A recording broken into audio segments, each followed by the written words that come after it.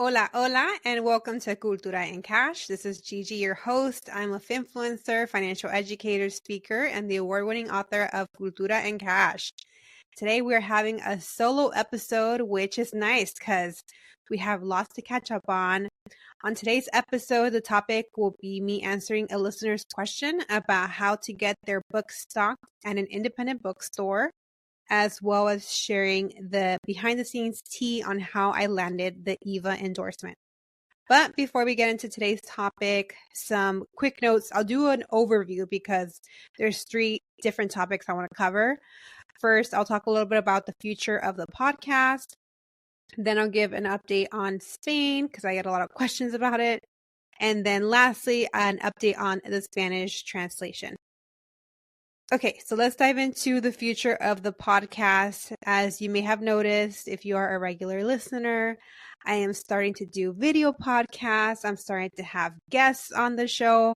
Before, I'd only had Janice from Yo Quiero Dinero, and that was last year to help her promote her book. But other than that, I had just been doing solo episodes because I enjoy doing them alone. I can do them whenever I want, where, it's not around somebody else's schedule or there's connectivity issues, anything like that. But I've found that doing guest episodes is just a different vibe, right? So it exposes my listeners to a new creator, a new financial educator, new knowledge, right? Not the same old tired tips that you get from me. So I think it's helpful. And also, to be real, it keeps me accountable, because that way if I have a meeting to record a podcast with somebody else, there will be content recorded. Where if it's just a solo episode, it's basically up to me and whether I'm in the mood or not to record an episode. So I want to be more consistent, and part of that will be having guests. And I think it'll be good to have guests every now and then, to still do solo episodes. So it'll be a nice variety of topics and formats that I'll be covering. Let's see here. I do want to mention regarding Spotify, if you haven't seen a video that I posted both on TikTok and Instagram, I am urging you to cancel your Spotify subscription. This hurt my heart to have to do it yesterday. I have been with Spotify as a paid subscriber since college, which for me was 2011, 2012. And it's an app that I use every day since 2015.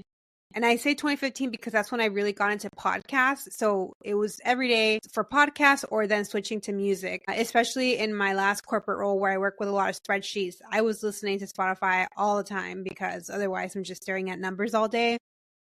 But in case you missed it, they have doubled down and are going to continue to run advertisements for ICE hiring, sign-up bonuses and all that stuff. So we do not support that. We here at Cultura Cash at the First and Mentor LC Enterprises headquarters do not support that. And I know if you're listening to this, you don't either. So one way for us to show them that we don't fuck with them is to cancel our subscription. There are so many other streaming platforms that we can go to. I will continue sharing on stories different platforms that you can check out. I mean, obviously there's YouTube Music, there's Apple Music, Tidal, but they all have some sort of controversy. Like, we basically have to pick the lesser of 2 evils. But for me, the fact that Spotify again ran the ads, they received backlash, and then instead of receiving it and making changes, they came back and doubled down and said, actually, we reviewed it and it doesn't go against our ad policy. They're basically saying, like, if you have a problem with it, just put a thumbs down. Sorry, we're going to cash this check. And to me, that's just not a company I want to be giving any of my money to. So unfortunately, there's a lot of companies that are just following the lead of the Trump administration and kissing the ring. But we as consumers do have the power to not support those companies. And when we do it in a concerted effort and we all are canceling at the same time, we all are stating the same reason, that's how you send a message to these corporations. So check out my Instagram or my TikTok. I posted a quick video. It takes less than a minute to cancel your Spotify account. And that way you can send a message to these people that we do not support the inhumane tactics of ICE or the Trump administration. Regarding whether the podcast will be still on Spotify, it will, because as a businesswoman, I know that it takes time for people to adapt and understand that I will no longer be on Spotify. So I plan to still be here, but remind you that if you are still subscribing to Spotify, that I will not have the podcast on this platform. So my goal is to phase it out by the end of the year. But again, I strongly encourage you to look into other options because Spotify is not it. Second, how is Spain? Good.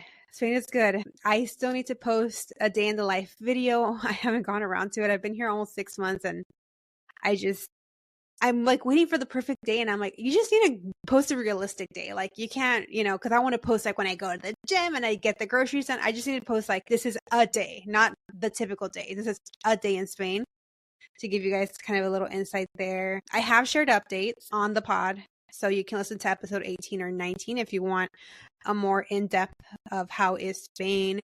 But what I decided I can do, because I do get this question a lot of people that are just curious, want to see how I'm doing out here, how I'm adapting, how the Spanish locals are treating me, how I like it here. Maybe they're thinking of moving here one day. I am going to start sharing a rose and thorn on the podcast at the top of the show to just kind of keep you guys informed. This week, I can say my rose is my new dog, Mia, which I also posted about. She is a rescue from a local shelter here in Valencia. She is as cute as a button. She's like 30 pounds, which for me is small because Bailey was like, well, she was supposed to be 60 pounds, but she was overweight. So she was 70. She's a little overweight. So this little dog, I call her, this little dog is half her size. And she's so cute. Yeah, I posted about her on Instagram and TikTok, and she's very sweet. I think she used to have a home because she doesn't act like a street dog. And I know that because Bailey literally was from the streets and she was very skittish. This dog adapted very fast to the home life and potty training and all that. So that's why I think she used to have a home and she just got lost and her owners never found her. So I'm happy she's with us now. My thorn in Spain. This was easy, and I think it's going to be a recurring one you're going to hear. Spanish tax reporting. We just ended Q3, so Q3 ends in September 30th, and right now this is October 22nd. So we had until either October 15th or October 20th at the absolute latest to file all our bookkeeping and financial statements for the quarter. So this is for July, August, September. Sorry if I'm getting a little geeky here, but this is the business stuff that nobody talks about, right? Everybody talks about how fun it is to be your own boss, but this part is the part that sucks. And right now it sucks because I'm learning the ropes so that I can outsource it at one point and not have to deal with it, but I still have to know how to do it in case I need to jump in. So I'm learning it and it's tough. It's just my accountant probably hates me. I hate her too. I think I'm gonna ask for a reassignment. The way she speaks to me like made me feel like I was back in corporate of like, if I did not make myself clear, I need X, Y, and Z. And I'm like, oh no. You work for me, So that's gonna have to change. But I understand that it's a busy time and I'm sure people are stressed and working long hours, but that does not mean you get to talk crazy to me. So anywho, so that's my rose and thorn of being in Spain. My dog, who keeps me active and is nice. We definitely are getting out more and enjoying the park with the dog, and the thorn for now, the tax reporting requirements that come up every quarter. All right, next topic, the update on the Spanish translation. So if you subscribe to my newsletter, you know the play-by-play of how I was trying to secure funding for this translation. Unfortunately, that plan did not work. If you are not a subscriber to my newsletter, you can subscribe by going to the link in my bio, or I'll add the link in the show notes to this episode so that you can know the tea. But unfortunately, I was not able to secure funding through a pitch that I did to a celebrity friend. So what's next is I am going to crowdfund the costs, the expenses. I'm going to do either a GoFundMe campaign or a Kickstarter, likely a GoFundMe because Kickstarter is very strict with if you meet your goal, is use it or lose it or nothing. It's all or nothing. There you go. It's all or nothing. So if you don't meet your goal, you don't get anything. Where with GoFundMe, even if you don't hit your goal, you still get what was contributed. So please stay on the lookout for that, and please support by amplifying, commenting, liking, contributing financially if you can, sharing with others, because I have exhausted all efforts to try to find other ways to get somebody else to pay for this, and unfortunately it hasn't happened. So stay tuned for that. More to come. All right, so now let's dive into today's topic. It's an email I received from a listener. Let's call her Rebecca because I did not ask for permission to share her name, so we're going to call her Rebecca. Rebecca says, "Hi Gigi, I'm currently working on my first book and I've been enjoying your podcast with all your recommendations for upcoming authors. Thank you. I just finished the episode on book launching mistakes. I really like what you said about supporting small and independent bookshops, and I would love an episode on your recommendations. Do you do a search for Latino bookshops across the country? How do you pick them? How do you get your book in their shop? Would love to know more and support the smaller bookshops. I also listen to How to Land Endorsements and would love to hear about your story in getting an endorsement from Eva." Wow. And then lastly, congrats on all the success and for being an example for the first gen community. I'm also first gen and writing a memoir about my experience. Looking forward to future podcast episodes. First, thank you, Rebecca, who your real name isn't Rebecca, but you know who you are. I appreciate you for being a dedicated listener. And it's always good to know that people actually are listening to my ramblings. So I appreciate it. Let's go ahead and break down your question into pieces. So your first question is, did you search for Latino bookshops across the country? I did, actually. And I came across a directory. I think it's called Latinx bookstores or something. It was very outdated. It's definitely a way to start in pinpointing some Latino bookstores. But again, it's not outdated directory.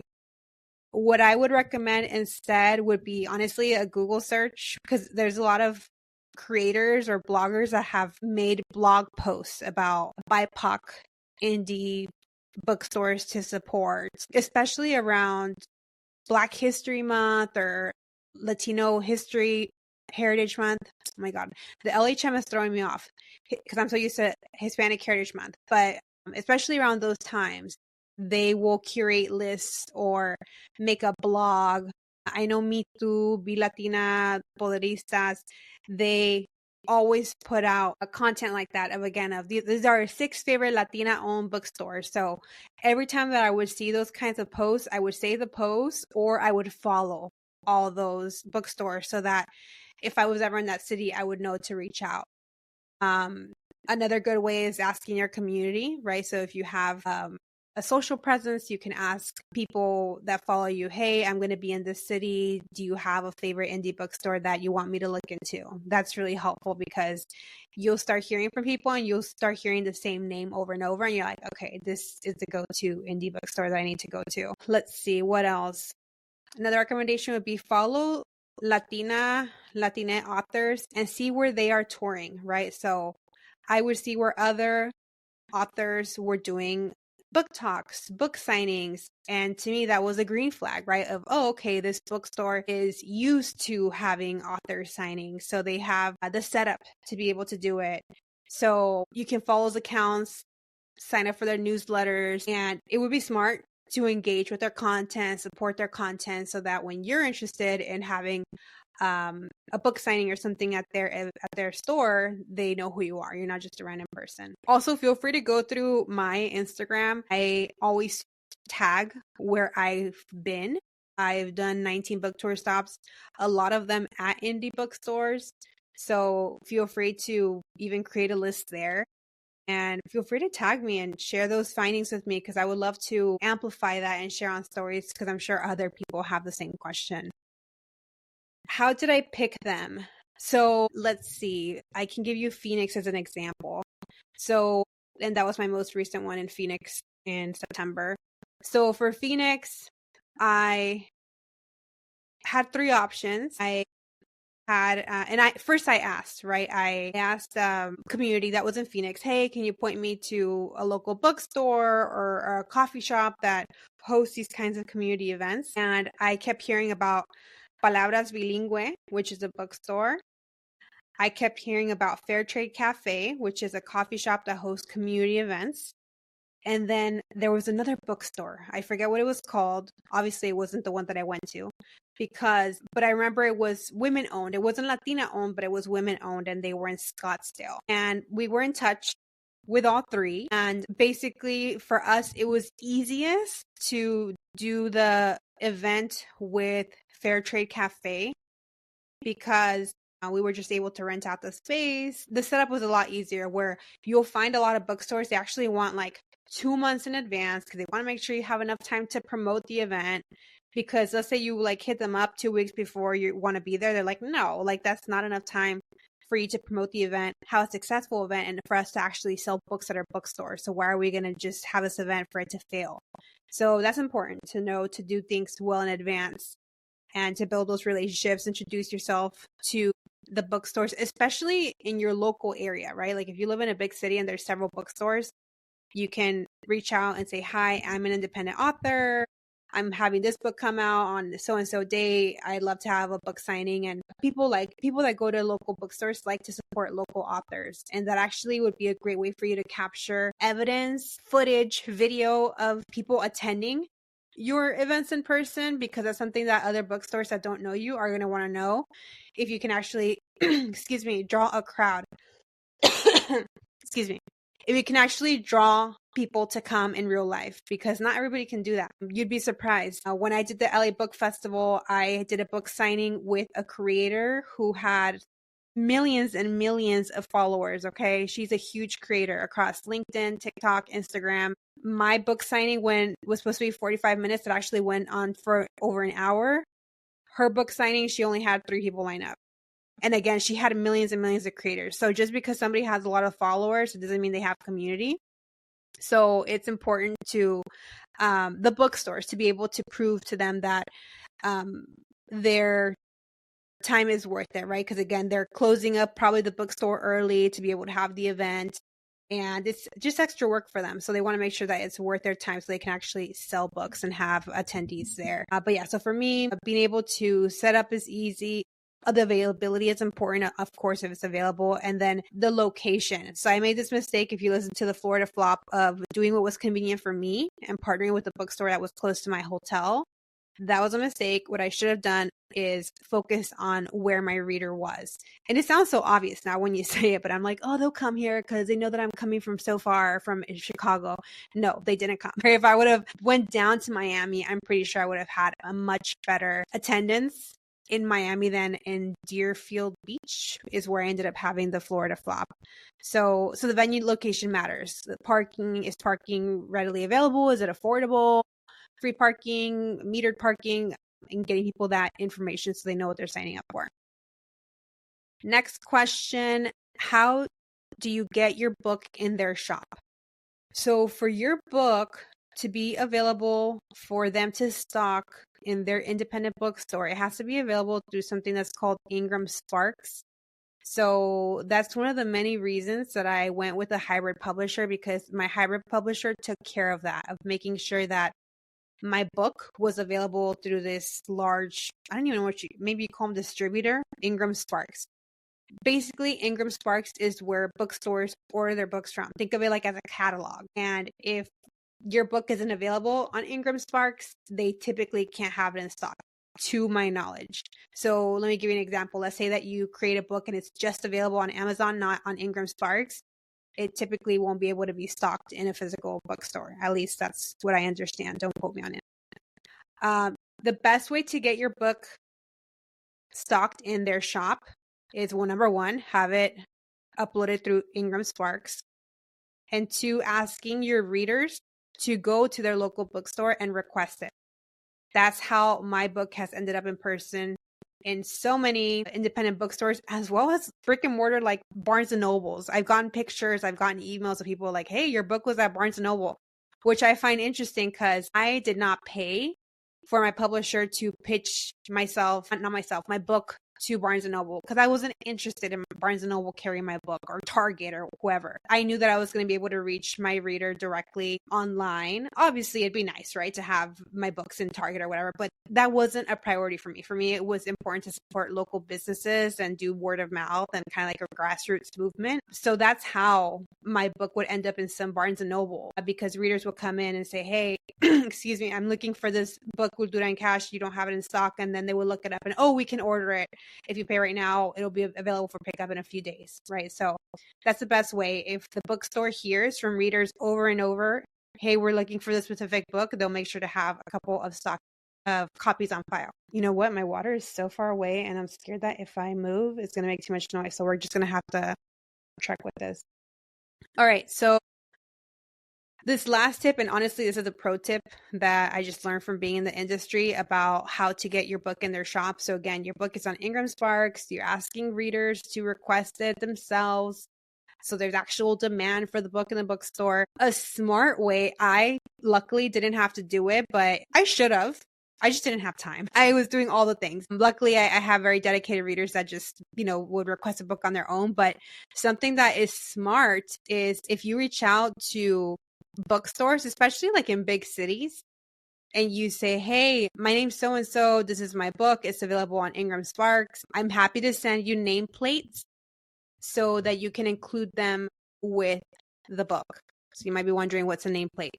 A nameplate, it's basically like, think of it as a large sticker where you're going to sign your name and then they're going to slap that sticker on a book. And now they get to call that book a signed copy, an author signed copy, which typically sells better than one that isn't signed by the author. So that could be a way also to attract independent bookstores. Again, I didn't get around to that. My book baby did very good on its own, but I definitely could have probably reached more bookstores had I done that for sure. So it's definitely something that's smart to implement if you have the time and the means. So yeah, you'd have to, again, pre-sign a bunch of stickers, large stickers, cover that cost as well as the shipping cost. And then that way they might be motivated to have your book stocked in their store. And the other question was, would love to know more about how to support the smaller bookshops. So a way to keep supporting small independent bookstores while you are promoting your book, selling your book, is to put together a list of the bookstores that you know are carrying your book. You can do roundups like on Instagram. You can do like a carousel of like these current indie bookstores and share their location, share their address, share their handle, are carrying copies of my book, right? And then that way people know how to support or where to get your book from an indie bookstore. So again, you can share this on social media, in your newsletter, in your website. I personally always push people to grab a copy of the book at your local bookstore or bookshop.org, which supports independent bookstores nationwide. I think it's also very important to teach readers the importance of supporting small business because a lot of us are just trained to go to Amazon. I know for a long time before I was an author, that's where I would go. The books were cheapest, right? And it's definitely by design. But Amazon isn't reinvesting in the community. So small businesses do. And you're helping somebody within your community reinvest the money back in the community. And especially right now, during these times when our dollars matter more than ever, it's important to find ways to support small business as opposed to giving more money to large corporations. So some education around that is also a good way to support small bookstores and let people know why it's important to support small bookstores. Acknowledge, yes, you will pay a little bit more, right? Because they can't sell at a discount. They can't buy in bulk like Amazon can because Amazon is a huge animal, right? But you're making a difference in the small business owner's life. So, and again, keeping the bookstore in your community, and that's important. They host free events. Yeah, I mean, Amazon doesn't have, do they have bookstores? I feel like they do. I feel like they do now, but I mean, I don't know. I haven't heard of one single Amazon bookstore book signing. It's very much, it's giving a you've got mail, right? With like the shop around the corner and then Fox Books and that whole thing all over. Some of you may not even know about that movie. It's from the 90s. It's one of my favorite rom-coms. It's so cute. All right. So that is it. I hope those tips are helpful regarding the bookstores. Now I'm going to pivot to how I landed the Eva endorsement, which I have not shared publicly. I shared my hashtag journey to Eva on close friends on Instagram stories. So some of my close friends know all that it took for me to get to Eva. So I'm happy to share this publicly now, almost 2 years, more than 2 years actually, since I secured the endorsement. So if you have been with me a while, you know that Eva sent me a DM with a video of her giving me life advice. I know it sounds crazy. It is crazy, but it happened, okay? This happened in July of 2023. Okay. So a lot of people assume that because she sent me that video, that's how I was able to ask her for the blurb. I actually tried. I did DM her because once she DMs me, she DM'd me first. Once she DMs me, then the DMs are open, right? So I did send several DMs of like, hey, I have this book, blah, blah, blah, blah, with my pitch. And I kept being left on read, which it might have been Eva. It might have been her social media manager. Not sure. I didn't take it personal. I just knew that that was a way to try to get to her. But after 3 attempts, I said, okay, this isn't working. So what I did was I had access to Eva, not just through DM, but also because she was tied to the TikTok Latinx Creatives Grant that I won back in spring of 2022. So when I won those $50,000 to help cover the publishing costs of Cultura Cash, the English version, one of Eva's production companies was involved in sponsoring that grant. So that's how I had access to Eva.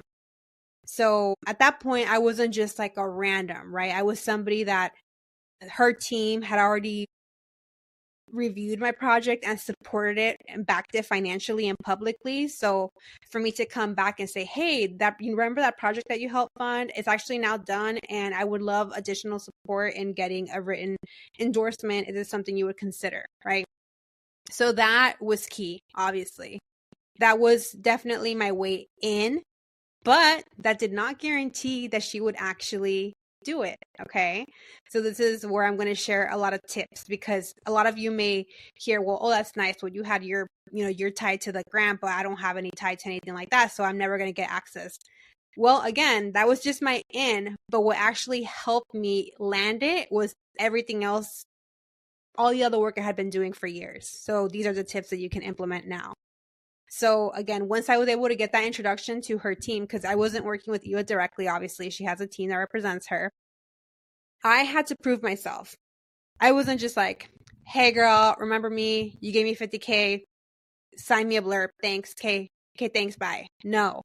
So I had to come in and obviously like humbly say, I look up to you. Thank you so much for supporting my project. And it was a long email, but it had to be succinct, right? So I said, I've been a long time Eva fan. Here's receipts of that. And I'll let you know some of those receipts. I would love her support. I admire so much all the work and impact that she has in the Latino community. And I just know that her endorsement would really mean a lot to future readers. And then it would help boost the credibility of this book, blah, blah, blah, right? So when I say that I had to prove myself, I think if I would have just reached out and again been like, oh, I'm from the grant, can you give me a blurb? She might have done it. I think it depends on the team and the person. I feel like it's a case by case basis. But for me, I think I had a pretty slam dunk case because I was able to prove that I was a big time Eva fan. Not just that, I just remembered. Not just that, but I also proved that like I was a legitimate financial educator. I showed her how I had been featured with Fidelity and a bunch of other big brands as a financial educator. So I'm like, I'm not just like some wannabe, like I'm the real deal. And this is why this book is happening, right? But here I will share how I was able to prove I was a longtime fan, because, it's easy to cloud chase. Anybody can cloud chase. Oh my God, they're a celebrity. Let me ask them for this, right? But it's much harder to prove that you've been a loyal fan that's been supporting their projects, their brand for a long time. And because I truly am a huge fan of hers, I had those receipts, right? So when I sent my email, I included those receipts in links. One, for example, was when I saw her speak in Washington, D.C., back when I was just a little baby intern. And back in 2011, she was there to advocate for the Smithsonian. They were doing they still haven't built it, Jesus. And I don't know if they will with Trump, but the Latino American History Museum or whatever division they were trying to build of the Smithsonian for Latinos. So she was there with Emilio Estefan, who I took a picture with. He was very kind. I did not get to take a picture with Eva because she was surrounded by people, but Emilio got there early and was very humble, and I approached him and said hi, and he was very kind to take a picture. I'll post that picture later. So I had receipts of that. I also supported her when her first cookbook came out, which is called Eva's Kitchen, and came out in 2011. She did a book tour. I wasn't able to attend the book tour in DC because I had just moved from DC back to California. So I had sent a now ex-boyfriend to go get in line, buy the book, and then have her dedicated to me, which I have a picture of that too. Shout out to Omar, who was my ex at the time, well, who is now my ex. I also had, again, receipts that I supported her directorial debut for Flamin' Hot. A lot of you guys may or may not know that she directed that Flamin' Hot movie, which is a movie about the Hot Cheeto story. So she had a big press tour to promote the movie, and Chicago was one of the places where she stopped at, and I weaseled my way into, because it was a very VIP event. I weaseled my way into that event. Because I'm a Mexican, not a Mexican. And I was there, and I sat second row. I was so close to her. Still didn't get to talk to her, but I was so close. Took pictures, video. And then I posted about the movie and encouraged people to go and to support the film. I also had podcasts and articles that I was able to link where I'd been asked, who do you look up to? Who is somebody that is your idol, right? And Eva was always the answer for me. So again, it wasn't like I was just making up this Eva fandom. It was real, and I had receipts. I'm not saying you have to be to this level of a stalker of the person you're trying to get. Again, for me, it's not stalker because, like, I've been fucking with her since Desperate Housewives. Like, I loved her as Gabrielle Solis. I still watch random, like, Facebook reels. I know I'm such a grandma about, like, old clips from Desperate Housewives because it was such a funny show, and it was such a good show, which would totally get canceled today, by the way. It's, like, so inappropriate now. But I fell in love with her then, and then I fell in love with her work after when I saw that she was advocating for the Latino community. She went and got a master's in Chicano studies. So I was able to prove all that. And I think that mattered. I think that carried weight when asking for her support, right? Because it's like, okay, this is a person that actually has been showing up for Eva and her brand, and now she's asking for help. Let's consider that, right? So I think that helped me a lot. Besides me proving that I was a super fan, I had to be vetted. So what that means was that I'm sure they researched me, they Googled me, they wanted to see if there was any scandal, because obviously if there was, they weren't going to associate themselves with me. Like, Eva and her team have worked very hard to keep her relevant and to protect her brand, right? So they're not just going to let me clout chase if I have a bunch of scandals out there. So I'm sure they did their own research, but part of the due diligence was also asking me, okay, who are you publishing with? Because they wanted to see what kind of quality book they were going to be endorsing. And here, this is where I'm very thankful that I went the hybrid publishing route, because although hybrid publishing is expensive, it also gives you a high quality book. Where if I had self-published, I don't have the contacts to have produced a high quality self-published book. And I honestly don't think Eva or Team Eva would have signed off on it if it wasn't up to the quality that the version of Cultura Cash that you all know is. So that was important. They also asked me, this question was interesting, but it made sense. They asked me what other notable women have endorsed the book. So I sent them a list of the yeses and the maybes. And I had Vanessa Santos, co-founder of We All Grow Latina.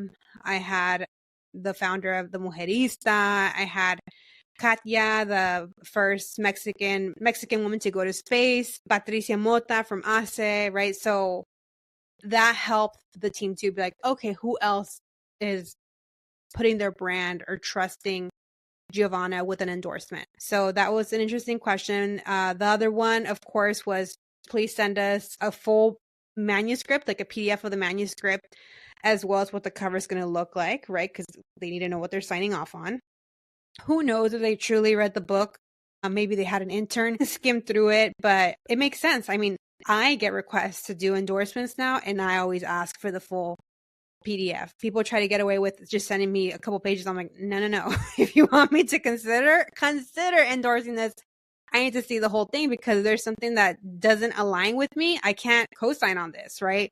So that was something that they requested, and I happily provided. And the process took about 2 months. To be honest, there was a lot of red tape, but it was worth it all in the end.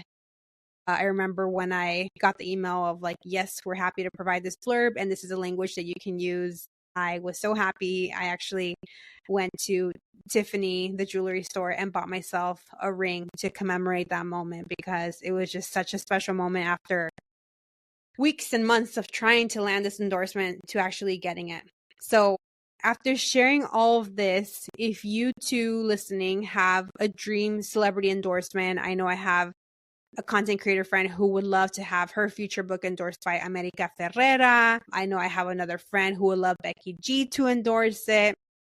My advice to you would be to start getting those receipts the same way that I did, right? So support the celebrity or creator. If it's a creator, if it doesn't have to be a celebrity, right? But whoever you want, a high profile person to endorse your project, support their projects.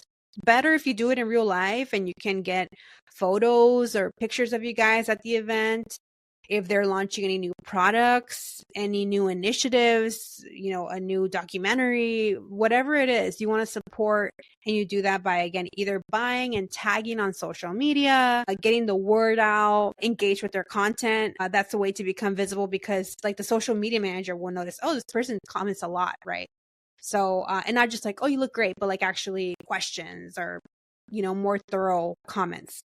So I think that would be a good way to plant some seeds, because again, it's not just something that you can get overnight. Some people, I'm sure, get lucky, especially if you come with a book deal. I know a lot of traditionally published authors with a book deal.